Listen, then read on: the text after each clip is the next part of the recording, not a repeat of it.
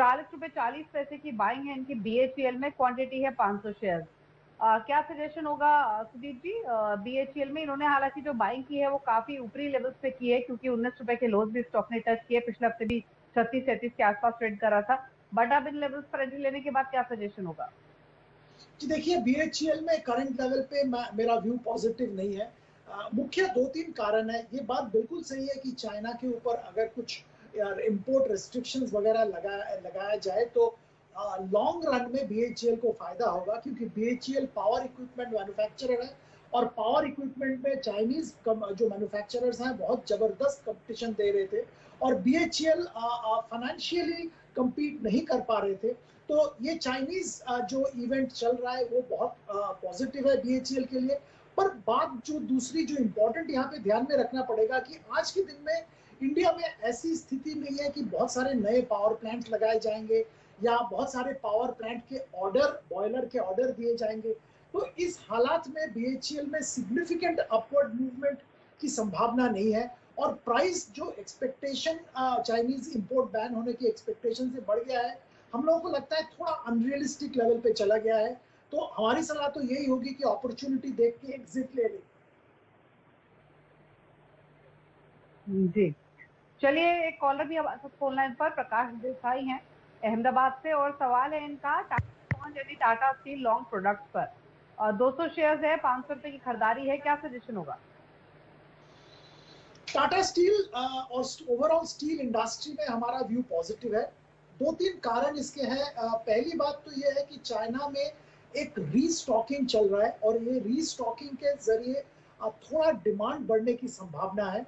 दूसरी बात है, इंडिया में जो चाइनीज प्रोडक्ट्स के, चाइनीज स्टील प्रोडक्ट्स का जो एक तरह का डंपिंग जैसा हो रहा था वो अभी बंद हो गया है और आने वाले दिनों में वो होने की संभावना भी नहीं है, क्योंकि सरकार की तरफ से ये बिल्कुल एनकरेज नहीं किया जाएगा। तो जो डोमेस्टिक मैन्युफैक्चरर हैं उनके लिए, पर्टिकुलरली टाटा जिनका कॉस्ट ऑफ जी, प्रोडक्शन दुनिया में बहुत ही कम है, तो यहाँ पे एक पॉजिटिव मूड और पॉजिटिव मोमेंटम देखने को मिल सकता है। तो निवेशित रह सकते हैं, अच्छा नतीजा आने वाले दिनों में देखने को मिलेगा। ठीक है, तो आप होल्ड कर सकते हैं आपके। बताइए सुदीप जी, CSB बैंक 274 का परचेजिंग प्राइस है, उज्जीवन स्मॉल फाइनेंस में 52 का बाइंग प्राइस है, क्या सजेशन होगा इनके लिए? देखिए, ओवरऑल बैंकिंग क्षेत्र में हमारा व्यू पॉजिटिव बन रहा है। RBL बैंक जरूर पॉजिटिव है, करीब ₹100 के लेवल से हम RBL में खरीदारी की सजेस्ट कर रहे थे। CSB में बहुत सारे रिस्ट्रक्चरिंग, बहुत सारे चेंजेस हुए हैं और अभी भी मैनेजमेंट स्ट्रेंथन किया जा रहा है।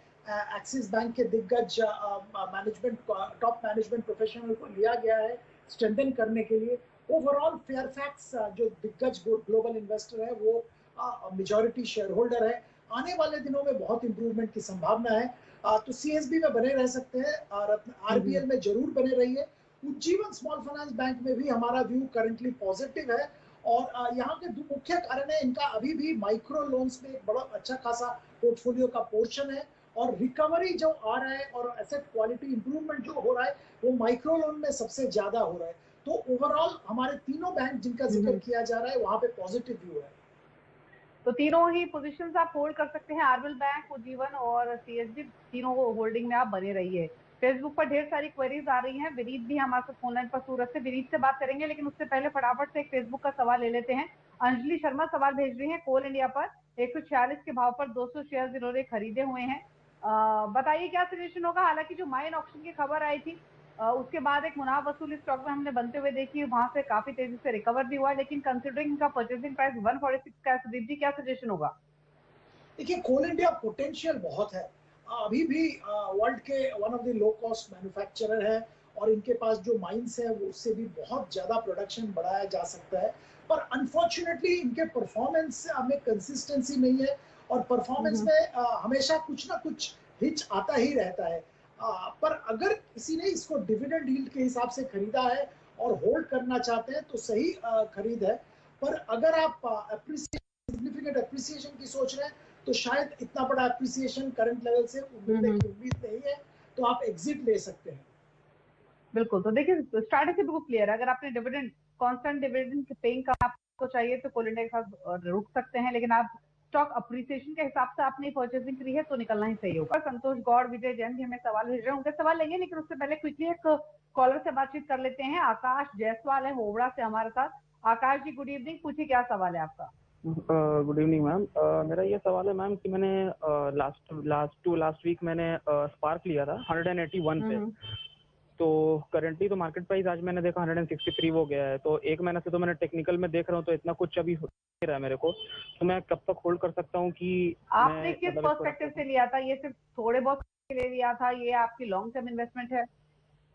मैंने मतलब ऐसी स्विंग ट्रेडिंग सोच के मैंने इसको लिया था कि मैं यानी ये इन्वेस्टमेंट नहीं थी आपकी? तक होल्ड करूंगा। ठीक है, तो सन फार्मा एडवांस 181 की इनकी बाइंग है सुदीप जी। ऊपर के लेवल्स पर इन्होंने एंट्री ली है क्योंकि 181 की इनकी खरीद है, 163 पर ये ट्रेड कर रहा है। तो क्या सजेशन होगा इनके लिए, क्योंकि ये लॉन्ग टर्म इन्वेस्टर नहीं है, इन्होंने सिर्फ स्विंग ट्रेड के लिए ये पोजीशन बनाई थी, तो उस हिसाब से तो इन्होंने ऊपर ही खरीदा था। अगर इन्वेस्टमेंट होती तो शायद लेवल बेहतर मानते इसको। क्या करना चाहिए? देखिए अगर आप ट्रेडिंग कर रहे हैं तो स्टॉप लॉस का स्ट्रिक्टली एडहेरेंस रखिए। अगर आप स्टॉप लॉस नहीं लगा के ट्रेडिंग करेंगे तो इसमें नुकसान होने की संभावना है। तो हमारी सलाह तो यही होगी जल्द से जल्द आप एग्जिट ले लीजिए। पर अगर आप इन्वेस्टर होते, अगर आप इसमें निवेशित रहना चाहते, तो हमारी सलाह होती कि आप निवेशित रहिए, 1 साल का नजरिया लेके। ओवरऑल अच्छा कंपनी है, आने वाले दिनों में इंप्रूवमेंट होने की संभावना है, पर क्योंकि आप ट्रेडर हैं हमेशा स्टॉप लॉस का इस्तेमाल कीजिएगा।